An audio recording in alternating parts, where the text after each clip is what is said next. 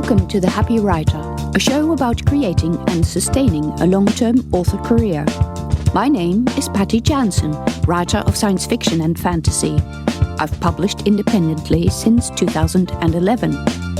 This show covers motivation, diversification, learning new skills, and your place in your career. Come on in and be happy.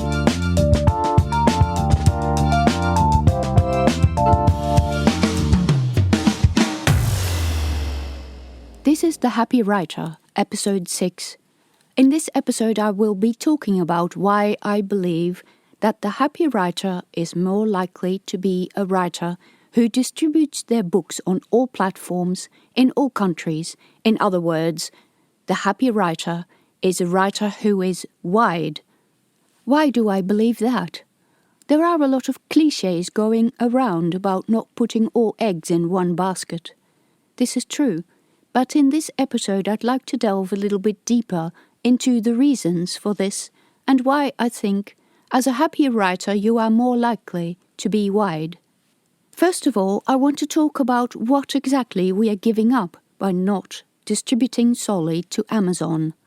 Of course, Amazon is the largest store in the world and holds the largest share of ebook sales worldwide. If you are exclusive to Amazon, it means people can borrow your book in Kindle Unlimited. It means that to them, the book doesn't cost anything because they just pay for their monthly subscription and that's it. Amazon is a highly algorithm-driven store. In case you are unfamiliar with the function of algorithms, they are the driving engine behind the recommendation engine that sends you emails about what book to buy next.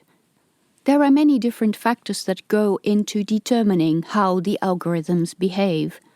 On Amazon you will see these as the strip of recommended books down the bottom, or the emails that they send out recommending books to read next. Of course, Amazon is not the only store that uses algorithms. In fact, every other store also does, although the algorithms do have different functions in different stores. The Google Play Store uses its algorithms to make the storefront appear different for every single individual user. They don't even have top 100s or top 10s. The algorithms on Amazon can be particularly useful if your book happens to do well. No one is quite sure what the cutoff is, and it's probably different for different genres. But once your book is above a certain ranking, the algorithms will continue to recommend it. This makes the cycle of recommendations, sales, and then further recommendations self-sustaining, and your book can remain on the first page of search results for a long time. However, most books do not fall in that category. Getting up there is a matter of getting a lot of sales. But it's not a matter of just writing a good book and letting the cream rise to the top. There are many different factors that will go into determining whether your book will become, as they say, sticky in the rankings. One could be that you have a very large audience, or that you had a very successful promotion, although it is very hard to get promotions on full-priced new books. Another could be that you have a very large fan base who all rush out to buy the book at the same time. But this is unlikely to happen for a new author. The other factor is whether your book is in Kindle Unlimited, because each time a reader borrows the book, it's free to them, but your book receives a boost in the rankings. Books that are not in Kindle Unlimited don't get this advantage. This is why you will see so many of the top-selling books in Kindle Unlimited. As I already said, getting up there requires a book that people want to read, but it also requires some luck or a lot of advertising money. It's incredible how much money some authors spend in order to keep their book high in the rankings. While it may be quite successful for them, it's also very stressful. Some people may luck into finding something that really works, and that is great. But for most people, they have to spend a lot of time learning the ads, wasting money on ads, and quite often The ads suddenly stop working and then you have to worry and scramble around to find out what to do next. I'm going to assume that as a happy writer, you don't really want to spend most of your time fiddling with and worrying about ads. This is one of the reasons I believe that being wide is a more relaxed lifestyle. But I do want you to understand that by being wide, you give up the chance of being pushed by Amazon's algorithms. It still happens occasionally, but the chance of it happening are much smaller. I'm going to assume that by wanting to be a happy, contented writer, that you don't want to spend your time worrying about rankings, about reviews, and about algorithms. So we're going to step right out of that world. So what are the advantages of being available in all storefronts? Well, for one, it is the stability of income. Ups and downs happen. You sometimes have no idea why. Sometimes it's because of a promotion, but most of the time you don't have a clue.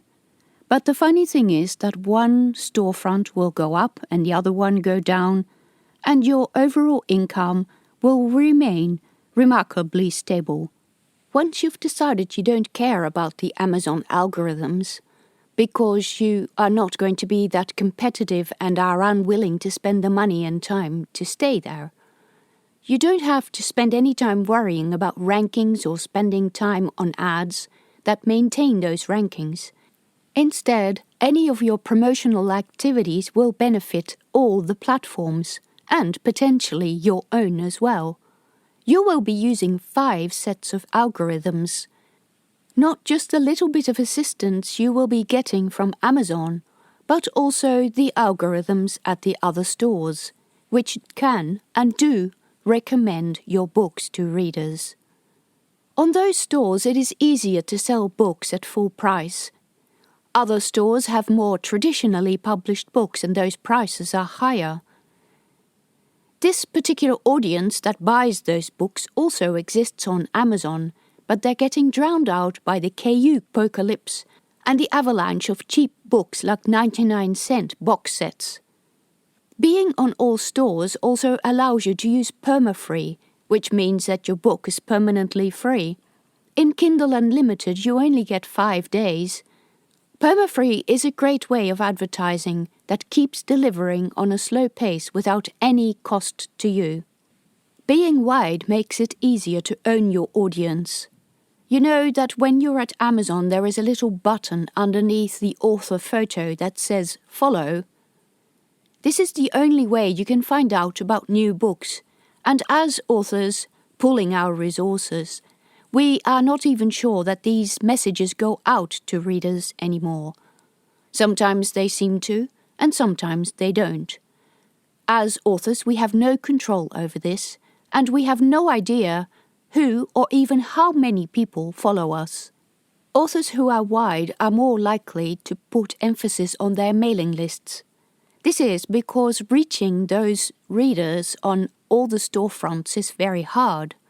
But having people on your mailing list has the added advantage that you know who they are and that you can contact them, and also that you can send them somewhere else if that is necessary. It's not going to be as dramatic as one of the storefronts closing down or banning you. Sometimes that does happen. But it can be advantageous to send them somewhere else, in case you're running a promotion or a storefront just gives you a better deal. Being wide allows me to sell on my own website. This is starting to be huge, especially in audio where the difference in profit margin is incredible. Selling direct to readers used to involve sending PDF files to them, but that is no longer the case. There is a wide variety of options that allows you to deliver ebooks and audiobooks to your readers direct. As more and more authors use these, readers are becoming used to them, and your loyal fans will absolutely use them when they know that the benefit to you is greater. Being wide is advantageous if you sell a lot internationally. Amazon is the biggest ebook retailer in the US and the UK, but in many other countries, other retailers have taken over, or Amazon can't even sell. Each country has its own market. Many countries have ebook retailers that are specific to just that country, or even the language that they publish in. Readers in some countries just prefer to buy at certain retailers. For example, in Poland on Google Play, and the Nordic countries on Apple, Canada, Australia and New Zealand on Kobo. Singapore has Dream and Denmark on Bookmate. Tolino is big in Germany and Bol in the Netherlands. You can access these markets through an aggregator, but a lot of them are also accessed through Kobo because they have a lot of partnerships with retailers internationally. One of the most commonly given objections to going wide is that it takes so much time to set up. It's true that it will take you longer to upload your files to all the retailers. You can use aggregators like Drafter Digital, Publish Drive or Smashwords to do this for you, but in return they will take part of your profits, so you may not want to do that. On the other hand, each of these aggregators also distributes to a number of storefronts where you can't go direct. I use them in addition to uploading to all the large storefronts direct. I don't think much extra work is involved. I upload to these aggregators once, and then don't touch the file again. The benefit to uploading, at least to the main stores direct, is that you can take part in their in-house promotions. But by far the greatest benefit, which hardly anyone ever mentions, is that you retain control over your metadata.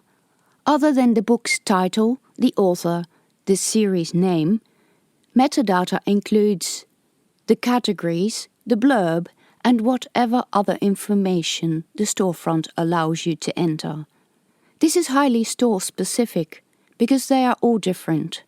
Some of the stores will use BISAC categories. Others will have their own. If you use an aggregator, they will take a lowest common denominator so that you can upload this information once and they can distribute it to the storefronts without trouble. But this doesn't give you the opportunity to fill in all the little funky details that the storefront allows you to fill out, and that it will use to distribute your book to readers. For example, Barnes & Noble has a series of very interesting and strange subcategories, and Google Play allows you to enter ISBNs for print books, which it doesn't sell on the store, and audiobooks as well, and they will be displayed on the same page. It's these little idiosyncrasies that make your book stand out from the other books in the store, and that you can't take part in when you use an aggregator. Ultimately, it's up to you, but I don't think there is all that much extra work involved in uploading direct to the storefronts, and the benefits outweigh the time saving. Remember that if it feels like a lot of work, just start in one corner and work your way out. You don't need to do all of this in one day. Thank you for listening to the Happy Writer Show. Check out links and other episodes on my website at pattyjansen.com and my YouTube channel.